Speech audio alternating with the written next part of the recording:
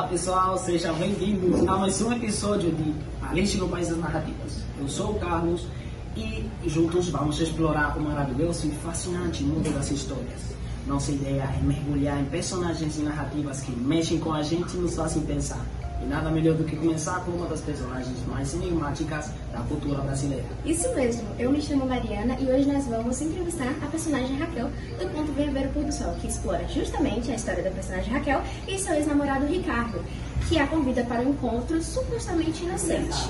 Exatamente, Mariana. E para quem está chegando agora, Venha Ver o Pôr do Sol é um conto escrito por Lígia Fagundes Teles, uma das grandes autoras da literatura brasileira. Nos seus contos, ela sempre mexe com temas como manipulação e obsessão, e justamente disso que trata esse conto. E o mais importante é que hoje teremos a chance de entrevistar a própria Raquel, explorando mais a sua mentalidade e os acontecimentos da história. Preparados, pessoal? Fiquem com a gente, porque nossa conversa com Raquel começa agora.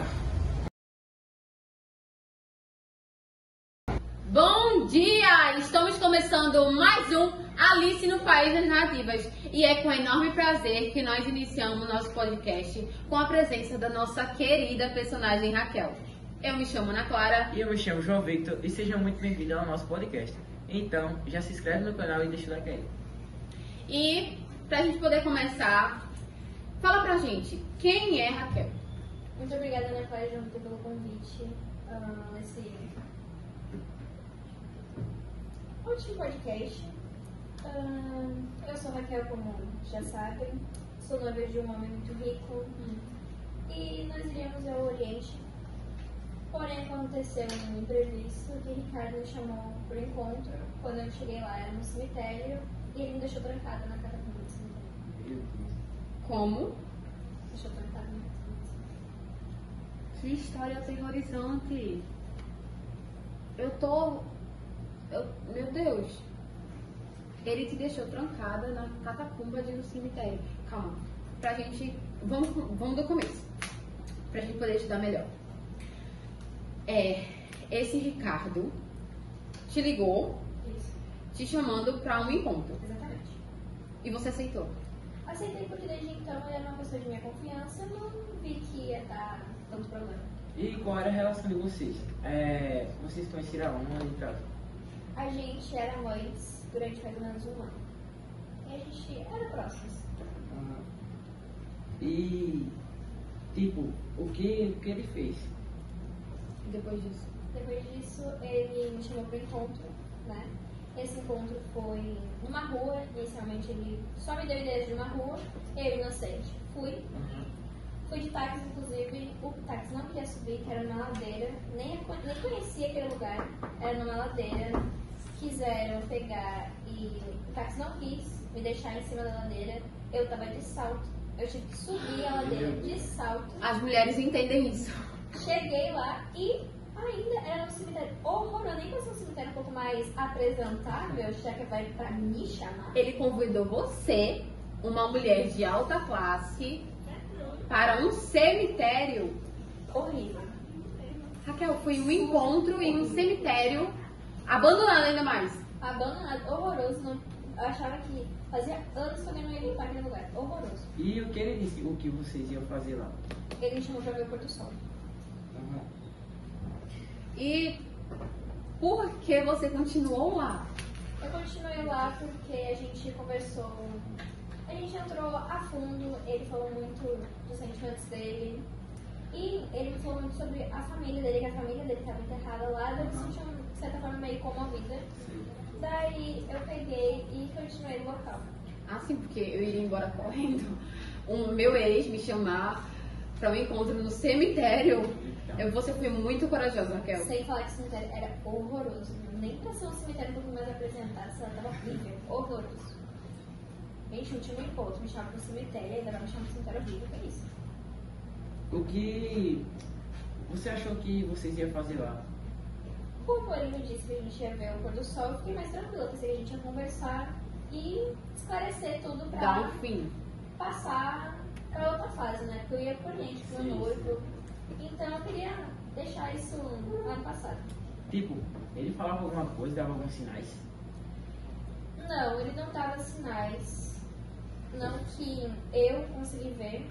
Porém, de certa forma, os leitores podem notar que ele era um pouco ciumento em relação ao meu noivo, né? Plausível, ó como eu sou, né? E me perder pra uma pessoa que ele com certeza não tem nem chance de competir é uma coisa que a pessoa fica se sentindo um pouco mal. E, assim, você achou aquilo normal? Tipo, ele dava algum indício do que ele ia fazer com você ou ele agia naturalmente? Ele agia naturalmente como eu vi que ele agia comigo anos atrás. E sem contar que ele me falou de uma prima dele que se parecia muito comigo, eu até, de certa forma, fiquei um pouquinho ofendida, né, pra se parecer comigo. Tem que ser uma pessoa de alta classe, né? E conhecendo ele, eu daí eu me senti um pouco ofendida. Mas a gente começou a conversar, falando muito de sentimento. Ele falou da maneira que ele estava se sentindo, ainda mais no cemitério que a família dele estava enterrada. Então eu me senti um pouco comovida. E então você ficou lá por pena e também porque você queria continuar, só pra dar um fim mesmo, né? Eu tava de saco cheio já, vai que eu não me descobrisse. Eu ia... Não. Se teu noivo pegasse ele ligando pra você, coisa Deus, boa ele não ia pensar. Meu noivo é ciumentíssimo. Se ele descobrisse isso, meu legal ia acabar. Tá.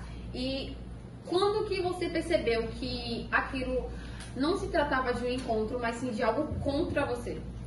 Ele me marcou numa rua. Como ele me marcou numa rua, eu nem sabia que ela era um cemitério. Quando eu cheguei lá, eu descobri.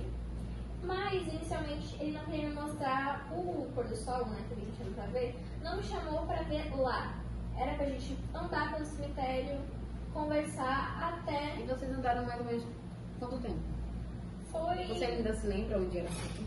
Eu me lembro que ela era bem no final, que a gente andou bastante, mas eu não consigo dizer mais ou menos o tempo. Mas vocês andaram assim, quilômetros? Era bem longe.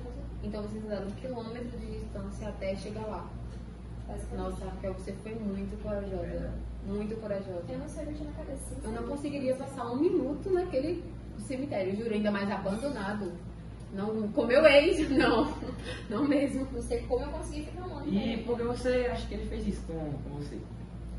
Assim, os leitores podem achar que foi por causa de ciúmes e, de certa forma, porque ele perdeu uma mulher como eu por uma pessoa que ele nunca ia poder chegar no nível. Então, os leitores creem que é isso, que foi questão de ciúmes mesmo, foi questão pessoal. Também, o que acontece com a maioria das mulheres por aí afora é também por conta disso, né? Porque o ex não aceita e etc. E acaba fazendo por impulso algo de mal com as mulheres. E eu gostaria de saber quais foram as últimas palavras dele pra você. O que ele falou? Então, né, a gente andou, conversamos, eu cheguei na catacumba. A catacumba era, de certa forma, bonita, mal cuidada. Daí eu queria olhar mais a fundo, porém como estava já perto do pôr do sol e que a catacumba estava mal cuidada e uma catacumba escura. Daí ele me deu um fósforo para me acender. Quando eu acendi, eu fui olhar que a catacumba era a que a prima que ele tinha comentado para mim estava enterrada. Quando eu fui olhar, eu vi a data de nascimento e a data de morte e eu vi que não tinha como ela ser prima dele, porque ela estava viva em 1800, não tinha como. Então foi aí, esse exato momento que você descobriu? Foi aí que eu liguei tudo. Tá, e quando ele percebeu, o que ele fez? Ele fechou a porta na mesma hora? Quando eu virei, ele já fechou a porta na minha cara. Raquel, e qual foi sua reação lá dentro? Eu fiquei desesperada. Em gritos? Porque, gente, é uma coisa, ainda mais uma catacumba, né? Escura, eu fiquei completamente desesperada. Meu Deus, é realmente muito, muito, muito tocante essa história, Raquel. Naquela catacumba só tinha uma brecha. Eu tava completamente em desespero. Então aquilo tudo ali não se tratou de pôr do sol nenhum, foi só... É isso, sim. Porque eu também pensava nisso. Porque quando ele pegou e fechou a porta, eu fiquei desesperada, eu nem consegui pensar em outra coisa, nem consegui lembrar de pôr do sol. Eu entrei em desespero pensando, né, que, meu Deus. Daí, quando eu consegui olhar, realmente, depois que ele foi embora, eu consegui olhar a brecha da porta, tentando ver se alguém ia conseguir me salvar, eu olhei, daí eu vi que era realmente aquele pôr do sol que ele queria que eu visse. Porque dava pra ver certinho o pôr do sol pela fresta da porta. E passou pela sua cabeça que ele seria o último pôr do sol da sua vida. Com certeza. É muito tocante isso, Raquel. Sinceramente, essa história me abalou bastante. E eu espero que isso não aconteça com mais nenhuma mulher por aí. E, infelizmente, o nosso podcast chegou ao fim, mas continue nos acompanhando porque vai sair muito mais. Se inscreve aí no canal e acompanha a gente, né? Por favor.